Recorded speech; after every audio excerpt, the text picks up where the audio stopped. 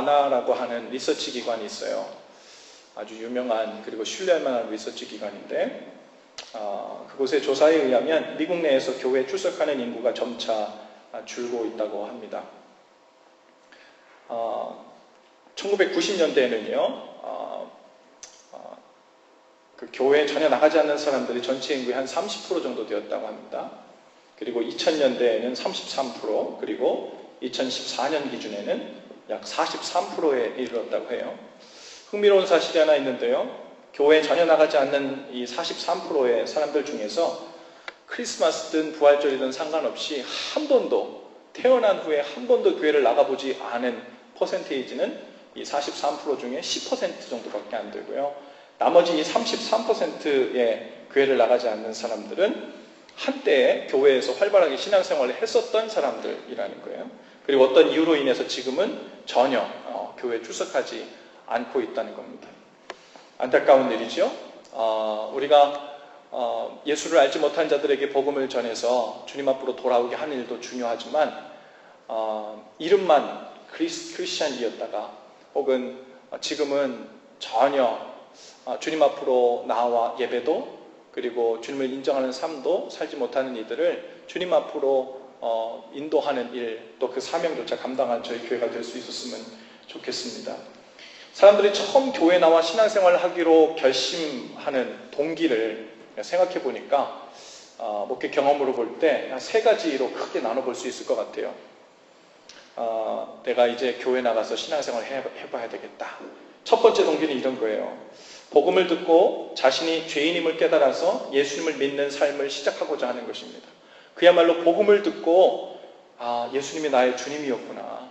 주님께서 나를 만드셨구나. 내가 아버지를 잃어버리고 나갔던 탕자였구나. 그것을 깨닫고 돌아오는 경우입니다. 또 하나 신앙생활을 시작하는 두 번째 동기는 스스로 해결할 수 없는 인생의 위기를 만났을 때입니다. 그래서 그것을 신앙을 통해 해결해 보고자 하는 동기가 있는 거죠. 불치병이나 혹은 이혼과 같은 문제, 혹은 사업의 부도와 같은 문제들을 어떻게 해서든지 신앙을 통해서 문제를 해결하고 위기를 타파해 보려는 그런 동기가 있을 수 있습니다. 그리고 마지막 세 번째, 내가 신앙생활을 시작해 봐야 되겠다라고 마음먹는 동기들 중에 하나는 자신이 원하는 것을 더 빨리 얻고 성취하고 싶은 그런 마음, 축복을 받기 위해 신앙생활을 시작한 경우입니다. 물론 신앙생활이라는 것이 이 세 가지 모두를 정확하게 분류해놓고 그 중에 하나만 선택하는 것은 아니죠. 하지만 이 세 가지 동기 중 어느 것이든지 주님께서는 맨 처음 한 사람이 주님께로 나오는 통로로서 또 도구로서 주님께서 얼마든지 사용하실 수 있죠. 그것 자체가 나쁜 것 아니고요. 그것 자체가 잘못된 것은 아닙니다. 그런데 문제는 신앙생활을 본격적으로 시작한 후에도 그러한 동기가 여전히 남아있을 때 신앙의 혼란을 일게 되고 그리고 신앙적인 회의를 갖게 되는 때가 반드시 오게 된다는 거예요. 어떤 계기로 인해 신앙생활을 시작했든지 간에 모두가 동일하게 신앙생활을 하면서 누리기 원하는 그런 삶이 있습니다. 그것은 복 있는 삶입니다. 복 있는 삶. 여기 있는 여러분들도 마찬가지로 이 복 있는 삶을 살고 싶어 할 것입니다. 저도 복 있는 삶을 살고 싶습니다. 그런데 신앙생활을 시작한 지 한참이 되었는데도 이 주님 안에서 복 있는 삶을 산다는 것이 무엇인지, 그것에 관해서 성경적인 관점, 하나님의 관점에 대해서 알지 못하고 여전히 맨 처음 주님 앞에 나왔던 세상의 관점, 사람의 관점에 사로잡힌 채로 신앙생활을 계속 하려고 할 때 그 가운데 문제가 발견되고요, 혼란이 일고요, 나중에는 풀어지지 않는 신앙의 문제들이 마음속에 자리 잡게 돼요. 신앙생활에 회의를 갖게 되는 요인들 중에 아주 중요한 이유 중 하나입니다. 그래서 무언가 내가 기대한 대로 그리고 예상한 대로 일이 풀려지지 않을 때 의아해하죠. 나는 주님께 나와서 신앙생활 시작했는데, 그리고 주님께 나오면 주님은 나를 사랑하신다 그랬고 좋으신 분이시고 좋은 것을 주시는 분이라 그랬는데 내가 기대하는 것, 내가 예상하는 것, 내가 바라는 것, 내가 스트러글하는 것, 이것이 왜 해결이 안 되고 있는지 그것에 관해서 도대체 이해가 안 가는 거예요. 그래서 그런 문제가 지속되면 마음은 점점 답답해지고 신앙생활에는 소망이 없어지고 재미가 없어지죠. 성경은 이 믿는 자의 복 있는 삶에 관해서 정말 많은 곳에서 다양한 이야기를 하고 있습니다. 신앙생활의 처음, 즉 구원의 첫 시작이 되는 아브라함을 부르실 때도 복에 관한 이야기를 하셨어요. 본토 친척 아비 집을 떠나 내가 내게 지시할 땅으로 가라. 그리하면 내가 너로 복이 되게 하겠다. 내가 너에게 복을 주는 정도가 아니라 내가 너를 복으로 만들겠다는 거예요. I will make you a blessing으로 만들겠다는 거예요. 여러분, 거기서부터 시작해서요. 시편 1편부터 시작하면 복 있는 사람에 관해서부터 시편이 시작됩니다. 신약에서도 오면요, 팔복이라 그래서요, 주님께서 우리에게 첫 가르침을 주실 때부터 복 있는 사람은 어떤 사람인가에 관해서 말씀해 주세요. 결국 우리 신앙생활은요, 이 복 있는 삶, 이것과 떨어질 수 없습니다.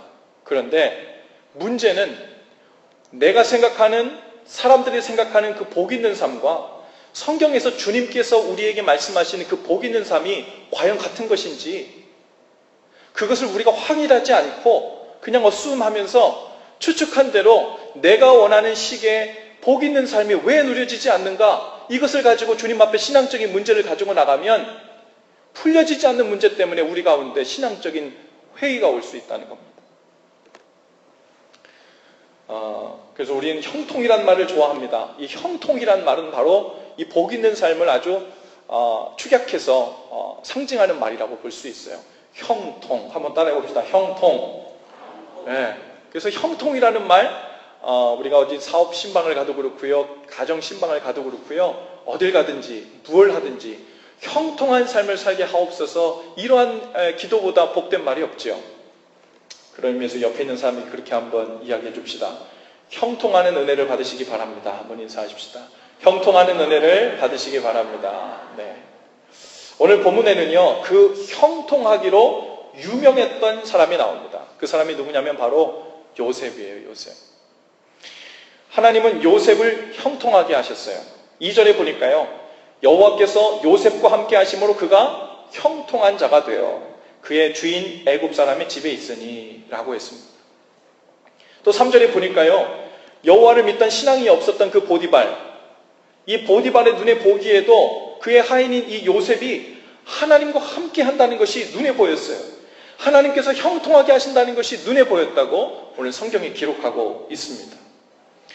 근데 오늘 본문 말씀을 제가 읽으면서 좀 이상한 것이 있습니다.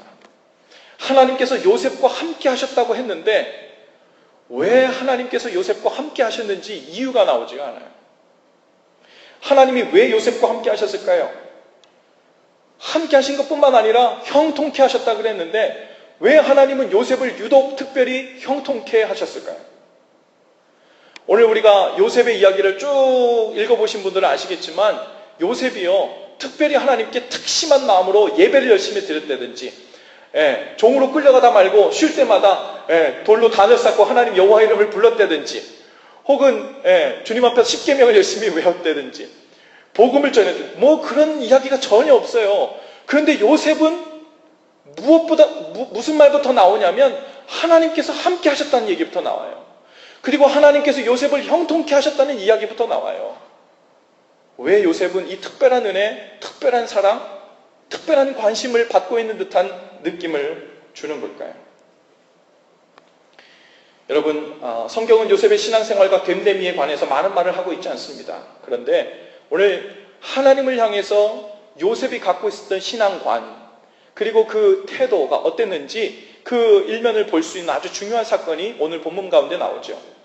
7절에 보면 하루는 그 보디발의 아내가 요셉과 동침하자고 유혹합니다. 6절에 보니까요, 요셉은 용모가 아주 빼어나고 아름다웠다고 성경이 기록하고 있어요. 예나 지금이나 잘생기고 예쁜 사람들은 아주 피곤합니다. 가만두질 않아요. 옆에 사람들 좀 보세요. 좀 피곤한 기색이 있는지, 너무 편안한지. 여러분, 당시 요셉은요, 보디발 집의 가정 총무였어요. 그리고 그 보디발은 애국 왕의 친위대장이었어요. 친위대장이라면 경호대장입니다. 그 당시에 왕을 경호하는 경호대장이면요, 거의 뭐 그 권세가 정말 대단한 거였죠. 그 집안에 있는 종들이 얼마나 많았을까요? 그 재물이 얼마나 많았을까요? 경호대장에게 잘못 보이면 그냥 잡혀서 감옥에 가고, 그 죄를 뒤집어 씌울 수 있으니까 그 많은 관리들도 얼마나 경호대장에게 잘 보이려고 애를 썼겠어요. 뇌물을 얼마나 주었겠어요. 예. 그리고 왕을 경호하는 사람 대장이니까요. 정말 그 집안의 재물과 관리하는 범위가 무지무지 넓었을 것입니다. 오늘 성경 말씀에 보면요. 오늘 읽진 않았지만 오늘 읽은 본문 그 다음에 보면 요셉이 나중에 감옥에 갇히게 되잖아요. 그 감옥이 그냥 감옥이 아니라 정치범 수용소예요. 즉 왕의 배, 왕궁 안에서 죄를 지었던 사람들을 가두는 곳이거든요. 근데 그 감옥이 어디 있었냐면 12대장인 경호대장인 보디발의 집에 있었어요. 그러니까 감옥 전체가 그냥 보디발의 집 안에 들어와 있는 거예요. 그러니까 보디발의 집이라고 하는 그 지경이 얼마나 넓었겠어요. 얼마나 컸겠어요. 얼마나 대단하고 큰 그리고 엄청난 금액의 재물들을 관리하는 곳이었겠어요. 근데 그곳에서 요셉이 가정 총무가 되었다는 거예요. 가정이란 말은 그 패밀리를 이야기하는 것이 아니라 보디발이 소유하고 있었던 모든 재물, 모든 지경을 얘기하는 거예요. 오늘 말씀해 보니까요. 이 보디발이 자기가 먹는 것 외에는 요셉에게 다 맡겼다는 거예요. 그리고 무엇이든 금한 게 없었대요. 요셉이 하고자 하면 무엇이든 다 할 수 있는 권세를 줬다는 거예요. 그 많은 종들이 있었을 것이에요. 마음만 먹으면요. 종들 인사권도 있었을 것입니다. 너 오늘 어제까지 여기 주방에서 접시 닦았지? 오늘부터는 저 화장실과 화장실 청소해. 그러면서 요셉이 마음만 먹으면 얼마든지 종들을 이동시킬 수도 있었어요. 보디발의 아내가 유혹했을 때 그 유혹에 빠지려고 했다면 아마 마음만 먹으면 얼마든지 쥐도 새도 모르게 감쪽같이 죄를 지을 수도 있는 권세가 바로 이 요셉에게 있었을 거라는 거예요. 하인들을 다 물릴 수도 있어요. 그런데요, 요셉이 이 주인마님이죠. 그러니까 보디발의 아내가 유혹하는 말을 듣고 뭐라고 이야기하는지 아주 중요한 대목입니다. 9절 말씀인데요. 다 같이 좀 한 목소리 읽어볼까요? 9절 시작. 이 집에는 나보다 큰 이가 없으며 주인이 아무것도 내게 금하지 아니하였어도 금한 것은 당신뿐이니 당신은 그의 아내임이라. 그런즉 내가 어찌 이 큰 악을 행하여 하나님께 죄를 지으리까. 보세요 여러분. 이 말을 가만히 보면요. 그럴듯한데요. 또 한 번 가만히 보면 이 말이 앞뒤가 잘 맞지 않아요. 앞에 조건절을 보면 이렇게 돼 있어요. 이 집에는 나보다 큰 이가 없다. 주인 보디발이 나에게 모든 걸 주었다. 모든 것을 금하지 않게 했다. 나에게 큰 은혜를 주었던 그 보디발을 배신하고 어떻게 죄를 짓겠나. 그래서 후반전에는 이렇게 해야 자연스러워요. 그런즉 내가 어찌 이 큰 악을 행하여 보디발을 배반하리요. 어찌 그 주신 은혜를 원수로 갚으리요. 이렇게 해야 돼요. 그런데 대화 중에도 나오지 않았고 생뚱맞게도 갑자기 하나님이 튀어나와요. 요셉의 입에서요. 이것은 평소에도 요셉이 항상 하나님께서 나와 함께 하신다는 것을 얼마나 철두철미하게 지키며 사는 사람이었는지, 그리고 이런 이야기를 했을 때 보디발의 아내도 그것을 이해할 수 있을 정도의 이런 대화 내용이었다는 거죠. 그 말은 무엇이냐면 요셉이 이전에도 보디발과 보디발의 아내 그리고 그 주위의 모든 사람들 앞에서 이 요셉이 그가 믿는 여호와 하나님 앞에서 하나님 때문에 하나님 앞에서 하나님을 인정하며 사는 사람이었다는 것이 모든 사람에게 이미 알고 있는 내용이었다는 거죠. 그러니까 대화하다 말고 갑자기 내가 어떻게 하나님 앞에 죄를 짓겠습니까? 이렇게 얘기를 해도 그 얘기가 무슨 얘기인지 보디발의 아내가 금세 알아들을 만큼 요셉이 그러한 삶을 살았다는 것입니다. 여러분, 친위대장, 경호대장쯤 하면 얼마나 의심이 많은 사람이겠어요. 사람을 왕 빼고는 의심부터 하고 보는 거예요. 아무리 대단한 직책이 있는 사람들도 혹 왕을 독살할까 싶어서 의심부터, 음식 하나만도 아주 철저하게 관리하는 사람인데 그 사람이 마음 놓고 자기의 모든 소유를 통째로 다 맡기고 돌아보지도 아니할 정도의 신뢰를 갖게 되었다면 이것은요, 사람의 됨됨이, 사람의 인격 정도를 본 게 아니에요. 그것은 요셉이, 내가 여호와 하나님이 누군지 모르겠는데 요셉이 믿는 그 여호와 하나님은 적어도 요셉에게는 대단한 사람이었다, 대단한 분이었다는 것을 알았다는 거예요.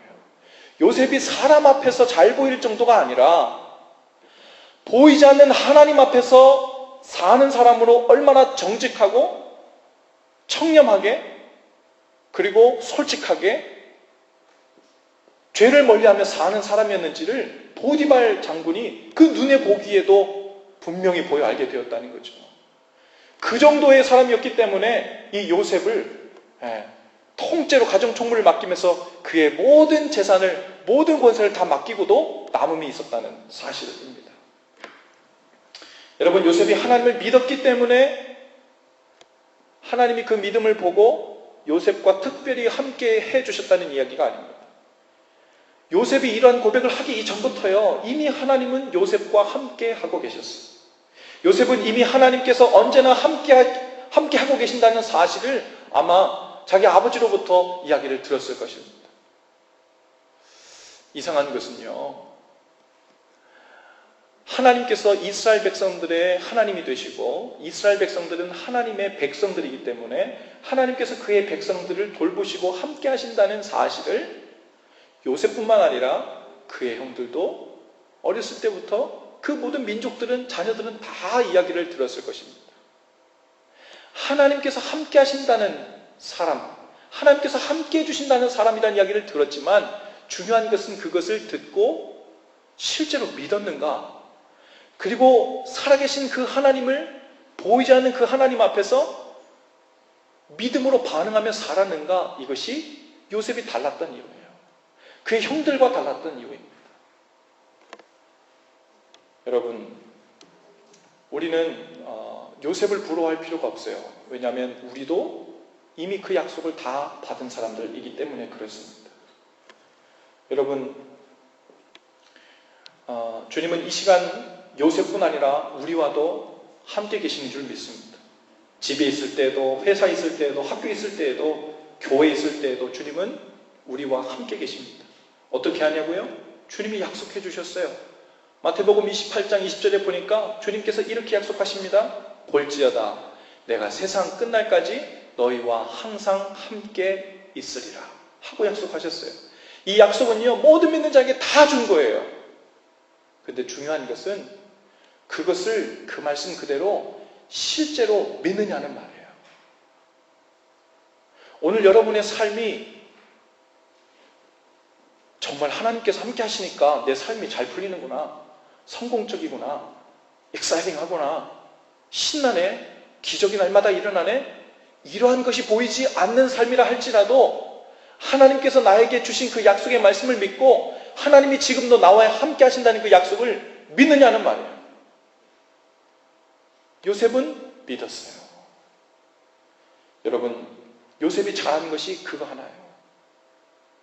그리고 그것은 잘한 것, 작은 것 하나가 아니라 사실은 우리 신앙생활에 아주 기본적이면서 가장 중요하고 가장 큰 믿음을 보여야 되는 바로 하나님이 함께 하신다는 거. 어디에서요? 바로 내 삶 한복판에서. 오늘 지금, 오늘 저와 여러분 삶 가운데 가장 큰 믿음이 있는 사람은 어떤 증거를 갖고 있냐면요, 내가 오늘 예배를 마치고 나가면 하나님을 위해 어떤 대단한 일을 하리라, 선한 일을 하리라, 구제를 하리라, 이런 일들이 아니에요.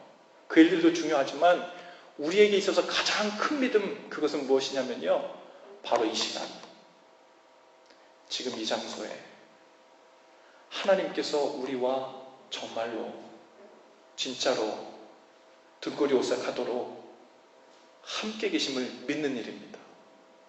그리고 여러 통로를 통해 나에게 하나님께서 음성을 들려주신다는 것을 믿는 일이에요. 이거 못 믿으면요, 그 다른 하나님의 일들은 할 수가 없어요. 해도 그것은 하나님 때문에 하는 게 아니에요. 가장 힘들면서도 가장 중요한 하나님의 일은요, 하나님이 나와 함께 하신다는 그 약속을 오늘 내 삶의 자리 한복판에서 실제로 믿는 일입니다. 요셉이 그 일을 해냈어요. 간단한 일 같죠? 간단하지 않아요. 여러분, 사람들은 어려운 일을 만나고 고난이 닥치면 하나님은 없다 하고 저주하고 떠나갑니다. 그런데 요셉은 그렇지 않았어요. 이해할 수 없는 엄청난 일을 겪은 사람입니다. 하루아침에 친형들에 의해서 인신매매를 당해 애국으로 팔려갔어요. 하루아침에요. 예, 우리가 여기서 이렇게 읽으니까 그렇죠. 여기 송재 형제하고 나하고 친형제라고 봅시다. 좀 닮았죠? 그냥 봐도. 제가 송재 형제를 인신매매로 팔았다고 생각해 보세요. 그러면 송재 형제가 이게 잡혀가지고 막 차에 타가지고 막 끌려가는데 무슨 생각이 들까? 주님, 이게 무슨 얘기입니까? 오늘 예배 잘 드리고 나왔는데 제가 오늘 인신예배로 이렇게 팔려갔다니, 그것도 다른 사람 아니라 나의 형이자 목사님님, 그분이 저를 팔다니요. 이 말이나 됩니까? 이해할 수가 없는 거예요. 친형들에 의해서요, 친형들이 둘러싸가지고요, 요셉을 조롱하면서요, 깊은 구덩이 가운데 던져서요, 짐승의 밥이 되게 할까? 논의하는 거예요, 그 앞에서. 짐승의 밥이 되게 할까? 그냥 두어서 굶어 죽게 할까? 돈이라도 벌자. 그러면 남는 거 없으니까. 그래서 이스마엘 상인들에게 돈을 받고 팔았어요. 그러면서도 아무렇지도 않게 희희낙낙하고 있는 형들의 목소리가 저 멀리 들리면서 종으로 끌려서 질질 끌려서 애국으로 가고 있는 중인 거예요. 요셉에게 무슨 생각이 들었을까요? 두려웠겠죠. 아팠겠죠. 분노도 일어났겠죠. 그런데 요셉이 하나 놓지 않은 게 있었어요. 그 상황 가운데서도 하나님이 함께 계신다는 사실을 믿은 것입니다. 여러분, 엎친 데 덮친 격으로 상황은 더 어려워져요. 종살이를 하고 있는데요. 아까 여러분 보디발의 아내가 유혹을 합니다. 그런데 대단하게 멋있는 고백으로 하나님 앞에 하잖아요. 제가 어떻게 악을 행하여 하나님께 죄를 짓겠습니까?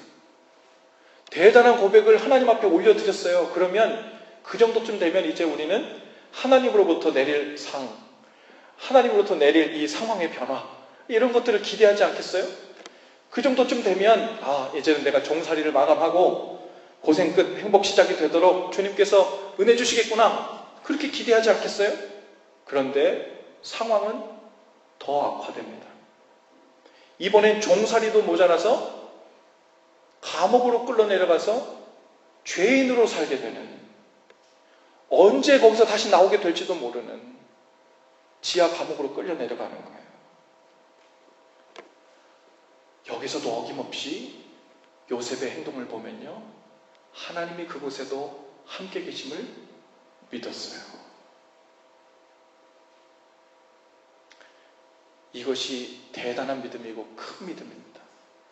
우리의 모든 믿음의 대단한 일들은요, 하나님이 지금 here and now 이곳에 나와 함께 계신다는 것을 확실히 믿는 마음으로부터 모든 대단한 사역들이 시작하고요, 회개가 일어나고요, 부흥이 시작되고요, 주님의 일들이 시작되는 거예요. 그 일들을 믿지 않고서는 우리에게 진정한 복이 올 수 없고 행복이 올 수 없고 만족이 올 수 없죠. 20절에서 23절 말씀을 제가 한번 읽어드려 볼게요. 이에 요셉이 주인이 그를 잡아 옥에 가두니 그 옥은 왕의 죄수를 가두는 곳이었더라. 요셉이 옥에 갇혔으나 여호와께서 요셉과 함께 하시고 그에게 인자를 더하사 간수장에게 은혜를 받게 하심에 간수장이 옥중 죄수를 다 요셉의 손에 맡김으로 그 재반 사물을 요셉이 처리하고, 간수장은 그의 손에 맡긴 것은 무엇이든지 살펴보지 아니하였으니 이는 여호와께서 요셉과 함께 하심이라. 여호와께서 그를 범사에 형통하게 하셨더라. 아멘. 여러분, 형통한 사람의 표본인 요셉의 삶을 보세요. 이게 과연 형통한 삶입니까? 형통하게 하셨다는데 도저히 우리 눈에는 형통한 게 별로 잘 안 보이잖아요. 언제쯤 내 삶에 형통하게 되는 일이 올까? 우린 그런 것을 고민합니다. 여러분, 보디발의 집에 팔려가서 종의 신부로 산 것이 어떻게 형통한 일이에요? 감옥에 갇혀서 죄인의 신분으로 더 떨어진 것이 어찌 형통한 일이에요? 겉모습만 보면 형통은커녕 하나님으로부터 계속되는 저주를 받고 있는 인생처럼 보입니다. 요셉은 자신이 어디에 있는가가 중요치 않았어요. 그런데 요셉은 자신이 무슨 신분으로 있었는지가 중요치 않았습니다. 요셉에게는 그 상황에서도 하나님께서 함께 계신다는 것을 믿는 것이 중요했어요. 하나님이 함께 계시니 종살이를 해도 감옥살이를 해도 그것이 형통한 삶의 과정의 일부라고 믿은 줄로 믿습니다. 오늘 여러분의 삶은 어때요? 형통한 삶을 살고 있습니까? 언제쯤 내 삶에 형통하게 되는 일이 올까를 고민하고 있습니까? 우리의 삶이 형통하지 않은 증거는 무엇이라고 생각하세요? 마치 종살이하는 것처럼 해결되지 않는 여러 신분 문제, 학업 문제, 직업 문제, 사업 문제를 안고 있기 때문에 아직 내 삶 가운데는 형통한 삶이 오지 않았다고 생각됩니까? 마치 감옥의 죄수처럼 자신을 옴짝달싹하지 못하게 만드는 삶의 문제와 고난들로 인해 묶여있기 때문에 아직 내 삶은 형통한 삶 가운데 아직 들어가지 않은 것이라고 생각합니까? 아니에요. 우리의 형통의 증거는 하나님께서 함께 하신다는 거예요. 할렐루야. 하나님께서 함께 계시면 형통한 삶을 살고 있는 거예요. 그리고 하나님께서 오늘 나와 내가 어느 곳에 있든지 함께 계신다는 믿음으로 살면 거기가 보디발의 집이든지 감옥이든지 상관없이 하나님의 역사는 우리 안에서 선한 계획 안에 흘러가고 있다는 것을 믿으시기를 바랍니다. 여러분, 이제 형통하다는 말의 의미를 제대로 알아야 돼요. 형통한 사람이 된다는 것은 단순히 내가 계획하고 원하는 일들이 막힘없이 잘 이루어진다는 말이 아닙니다. 형통한 사람이란 내가 비록 종살이를 하든 감옥살이를 하고 있든 상관없이 부르신 그곳에서 하나님이 함께 계심을 믿는 사람이라는 뜻이고, 그 하나님 앞에서 믿음으로 반응하며 살고 있다는 뜻입니다. 그리고 그 믿음으로 사는 사람에게는 종살이도 감옥살이도 모두 하나님의 손에서 형통한 삶의 좋은 재료가 되고 있다는 것을 믿는 거예요. 여러분, 하나님이 오늘 우리와 함께 계신다는 것을 믿는다면 오늘 우리는 이미 우리 눈에 어찌 보이든 우리는 하나님이 형통케 하시는 그 삶의 한복판에 있는 줄로 믿습니다. 신앙생활을 하다 보면요, 어느 날 신앙이 이전과는 다르게 사뭇 달라지는 때가 있습니다. 처음에는요, 신앙생활을 남의 이야기를 들으면서 시작해요. 하나님 믿으면 이런 일들이 있대더라, 좋은 일이 있대더라, 복을 받는다더라, 형통한다더라. 그런데 그 말의 진정한 의미를 알지 못해요. 그리고 교회 다니면 착해진다더라, 별별 이야기를 다 듣죠. 그러면서 신앙생활을 시작해요. 주일은 빠지지 않는 거래. 그리고 주일 예배도 열심히 드려요. 남들의 이야기를 들으면서 예배도 하고 신앙생활을 하기 시작합니다. 그런데 이것이 계속 반복되다 보니까 이것이 내 것이 되지 못해요. 남의 것으로 계속 남아있어요. 남의 고백으로 계속 남아있어요. 남의 간증들을 들으며 도전만 받는 그런 반복적인 신앙생활을 계속하는 거예요. 그런데 어느 날 말씀이 달라지기 시작하는 거예요. 누군가 대단한 은혜 체험을 했다는 것이 관심 있는 것이 아니라, 누군가 대단한 기적을 경험했다는 것이 부러워지는 삶이 아니라, 하나님께서 종살이 같고 감옥살이 같은 이 비천하고 누추한 내 삶의 한복판에도 주님께서 함께 계신다는 것이 믿어지는 때예요. 그때는 우리의 신앙생활이 달라져요.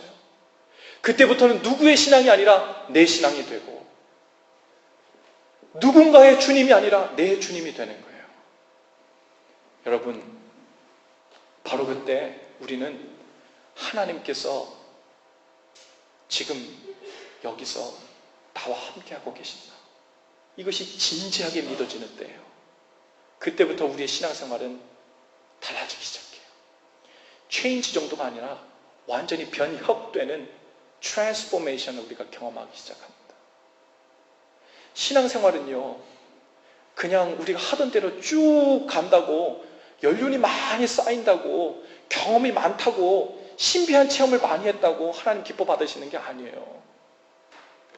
주님과 우리와의 사이가 얼마나 가까운가, 이것이 관건입니다. 그것의 핵심은 주님께서 종살이 같고 감옥살이 같은 내 삶의 문제 많은 한복판에 함께 계신다는 것을 믿는 일부터 시작하는 거예요. 여러분, 요셉처럼 하나님과 함께 계신다는 고백을 우리 삶 가운데서 그 고백을 주님께 드리며 사실 수 있기를 바랍니다. 보디발의 아내 같은 사람이 유혹해 오기를 기다렸다가 그런 고백을 하라는 것이 아니고, 하나님께서 살아계심을 믿는 사람은 하나님을 업신여기지 않습니다. 내가 뭐 뜨거운 신앙은 아니었어도 하나님을 업신여긴 적은 없는데 언제 업신여겼나? 저도 수도 없이 하나님을 업신여길 때가 많습니다. 예배 시간 늦는 것 쉽게 생각한다면 살아계신 하나님 업신여기는 것입니다. 주님의 사역 감당하는 일을 소홀히 생각한다면 하나님을 업신여기는 일입니다. 다른 사람을 비판하지 말고 판단하지 말라고 했는데도 정황과 추측만으로 사람들을 흉보고 비판한다고 있다면 하나님의 말씀을 업신여기는 일입니다. 하나님께서 알아서 갚아주시고 심판해 주신다고 했는데도 분한 원수를 내가 갚으려고 사람에게 내가 갚으려고 달려드는 일, 하나님을 업신여기는 일입니다. 여러분, 진정으로 진정한 의미에서 형통한 삶을 사실 수 있기를 바랍니다. 형통한 삶은 아까 말씀드렸죠? 단순히 일이 잘 풀리는 것이 형통한 삶이 아니라고요. 뭐가 형통이라고요? 하나님이 나와 함께 계신 것, 그것이 형통입니다. 이제 우리 이렇게 고백할 수 있어야 돼요. 질병이 생겼으나 하나님이 함께 계시니 형통입니다. 가난하게 되었으나 하나님이 함께 계시니 형통입니다. 감옥에 갇혔지만 하나님이 함께 계시니 형통입니다. 종으로 팔렸지만 하나님이 함께 계시니 형통입니다. 시험에 떨어졌지만 하나님이 함께 계시니 형통입니다.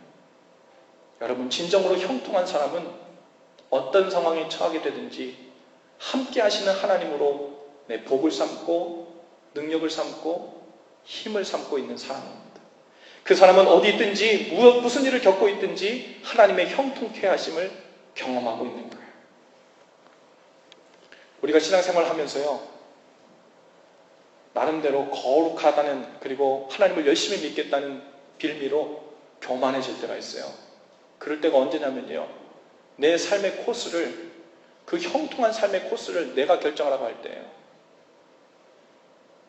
누가 문제 없이 고난 없이 편안한 길을 가면 그것이 형통한 길이고 복받은 길이라고 누가 얘기해요? 누가 결정합니까? 그것은요, 내 뜻보다도 깊고 넓으신 하나님의 뜻이라면 그것이 어디이든 그것이 형통입니다 라고 믿는, 순종하는 마음이 아니라, 주님, 아무리 내가 하나님 사랑해도요, 내가 원하는 방식으로 내가 원하는 길에서 편안하게 문제 만들지 않으면서 살는 이 길 벗어나면 저는 글쎄요, 주님 다시 한번 생각해 봐야 되겠어요.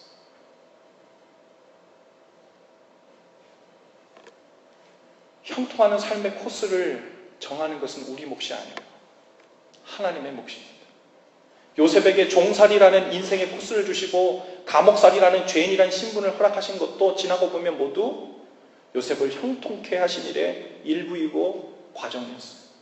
종살이 할 때 가정총무일, 감옥살이 할 때 감옥총무일은 저주였고, 마침내 요셉이 그 모든 어려운 난관을 다 통과하고 드디어 그것과는 비교도 안 되는 애굽의 총리가 되었으니까 그때부터 이제 형통한 삶이 시작됐겠구나? No. 성경을 잘못 봐도 한참 잘못 본 거죠. 요셉은 보디발의 집에서 가정총무일을 맡고 있을 때 그때부터 이미 하나님께서 함께 하심으로 형통했어요. 감옥살이 할 때도 이미 형통한 삶을 살고 있었어요. 하나님의 형통은 결과만 보는 게 아니에요. 하나님께서는 우리 인생 전체 전체 코스를 다 보시면서 그곳에 이르는 코스를 정하시는 거예요. 우리가 할 일은 주님 A 코스로 가게 해주세요, B 코스로 가게 해주세요, 그것이 아니라 가장 선하시고 완벽하신 하나님의 계획 속에 우리의 코스를 정해주시는 것을 믿고, 어느 상황에 우리를 처하게 하시든 그 상황에서 하나님께서 함께 계신 것을 믿는 것, 그리고 그 삶에서 믿음으로 반응하며 사는 것, 그것이 우리가 할 몫이에요. 요셉이 갑자기 애굽의 총리가 되었어요? 그렇지 않아요. 보디발의 집에서의 가정총무, 감옥에서의 감옥총무일을 지나서 그 모든 일을 통해 철저히 준비함을 거쳐서 마침내 애굽 나라를 다스리는 애굽 나라의 총무가 된 거예요.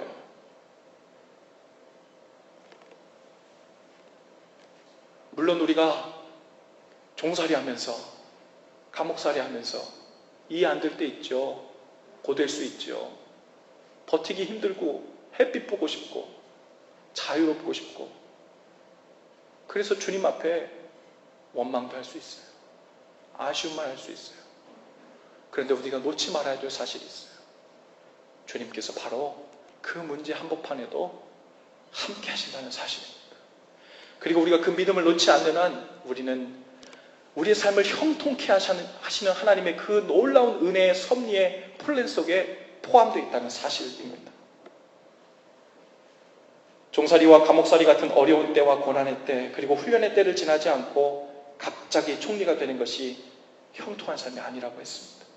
오늘 우리가 할 일은 그 종살이를 하고 있든 감옥에 갇혀 있든 그 고난의 현장에도 분명한 하나님의 손길과 인도하심이 있으며 선하신 주님의 도우심이 있다는 것을 끝까지 신뢰하며 기대하며 사는 것입니다. 그리고 그런 살아계신 하나님 앞에서 사는 거예요. 그러면 오늘 우리가 어디서 무엇을 하고 있든지 결국 모두 형통하는 삶의 일부가 되고 과정이 되고 감사 제목이 될 것입니다. 마지막으로 우리 감리교회를 창신했던 영국의 존 웨슬리 목사님이 있습니다. 66년 동안의 사역을 마감하면서요. 그 임종회 때 사람들이 묻습니다. 존 웨슬리 목사님, 평생 동안 말을 타고 다니면서 복음을 전한 때가 언제고 설교를요 4만 번을 하셨대요. 말 타고 지구를 몇십 바퀴를 돌았는지 몰라요. 여러분 지금 우리가 있는 이 연합감리교회, 이 감리교회가요 그 존 웨슬리 목사님의 그 설교자들 그들을 통해서 이 미국 곳곳에 세워지기 시작했는데요. 이 일리노이 주에만 시골 구석구석까지 350개의 감리교회가 있어요. 일리노이 주에만 350개가 있는데요.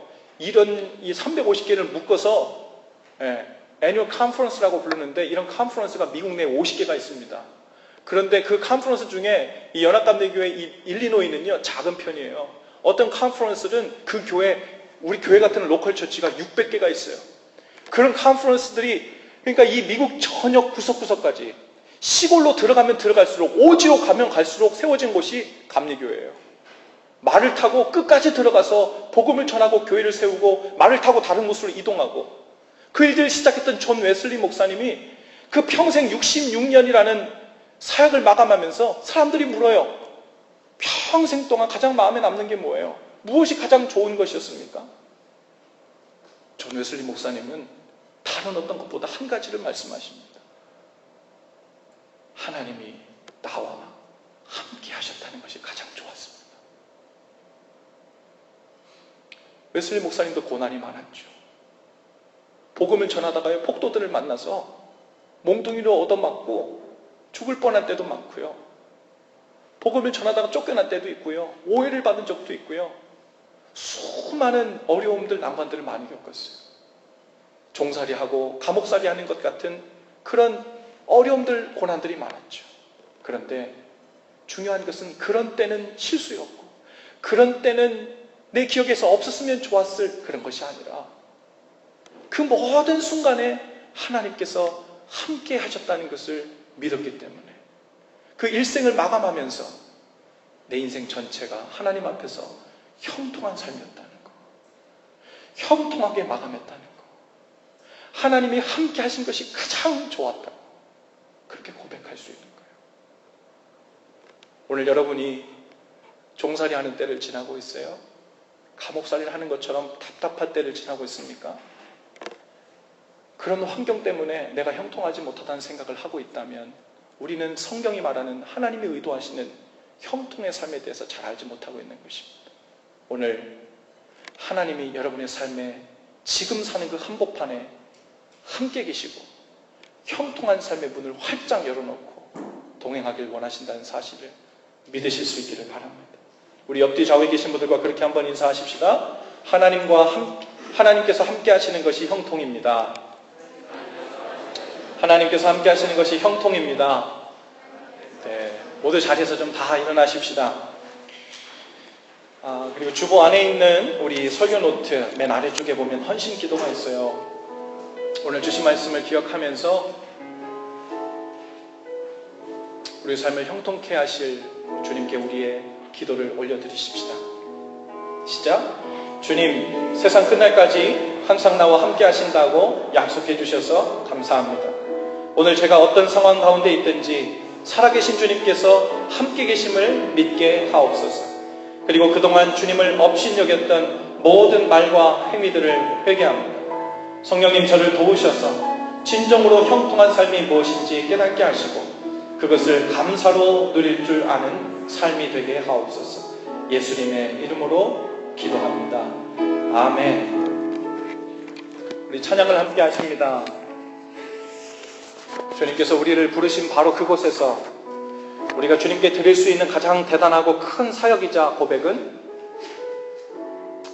이 누추한 곳에도, 이 문제 많은 곳에도 주님이 함께 계신다는 사실입니다. 그곳에서 하나님께서 함께 계심을 고백하고 인정하는, 예배하는 삶이 우리 삶 가운데 있게 되기를 바랍니다. 함께 고백하시며 주님께 나아가십시다. 따스한 성령이 마음으로 보내 내 몸을 감싸며 주어지는 평안함 만족함을 느끼네. 부르신 곳에서 나는 예배하네.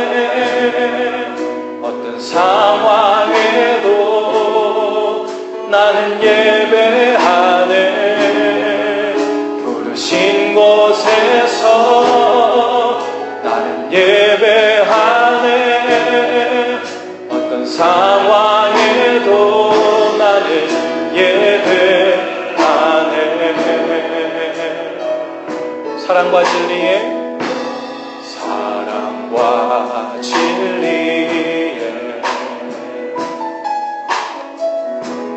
한 줄기 빛보내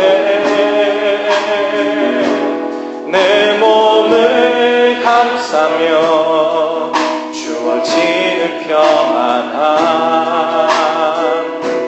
그 사랑을 느끼네. 부르신 곳에서 나는 예배하네. 어떤 상황에도 나는 예배하네. 부르신 곳에서 나는 예배하네. 어떤 상황에도 나는 예배하네. 내가 걸어갈 때 길이 되고 내가 걸어갈 때 길이 되고 살아갈 때 삶이 되는 그곳에서 예배하네. 내가 걸어갈 때 길이 되고 살아갈 때 삶이 되는 그곳에서 예배.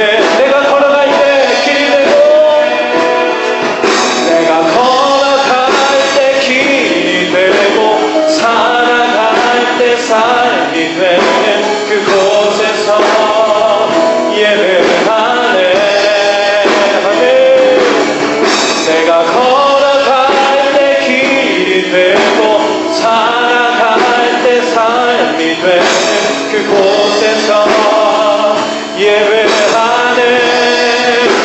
신 곳에서 나는 예배하네. 어떤 상황에도 나는 예배하네. 부르신 곳에서 예배하네.